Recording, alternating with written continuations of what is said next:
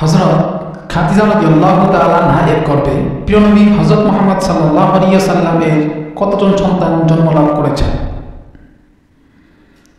হযরত খাদিজা রাদিয়াল্লাহু তাআলা আনহা এর গর্ভে প্রিয় নবী হযরত মুহাম্মদ সাল্লাল্লাহু আলাইহি ওয়াসাল্লামের মোট 6 জন সন্তান জন্ম লাভ করেছেন।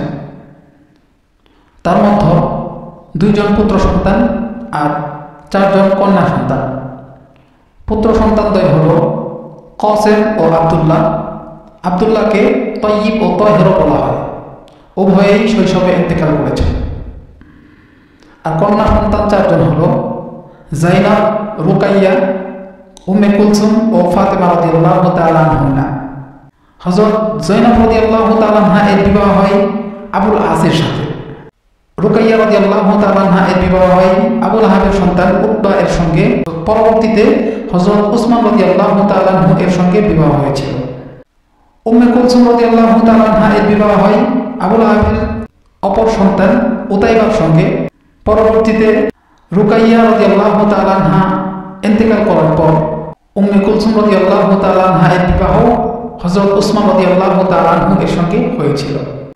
চতুর্থ কন্যা সন্তান হযরত ফাতেমা রাদিয়াল্লাহু তাআলা আনহা। তার বিবাহ হয় হযরত আলী রাদিয়াল্লাহু তাআলা আনহু এর সঙ্গে। এই ছিল রাসূলুল্লাহ সাল্লাল্লাহু আলাইহি ওয়াসাল্লামের বিবি খাদিজা রাদিয়াল্লাহু তাআলা আনহা এর গর্ভে প্রিয় নবী হযরত সাল্লাল্লাহু আলাইহি ওয়াসাল্লামের সন্তানগণ।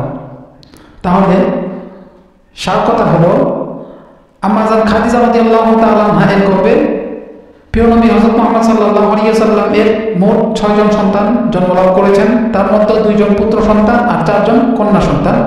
পুত্র সন্তানদ্বয় হলো কাসেম ও আব্দুল্লাহ, আর কন্যা সন্তান 4 জন হলো জাইনাব, রুকাইয়া, উম্মে কুলসুম ও ফাতেমা রাদিয়াল্লাহু তাআলা আনহা।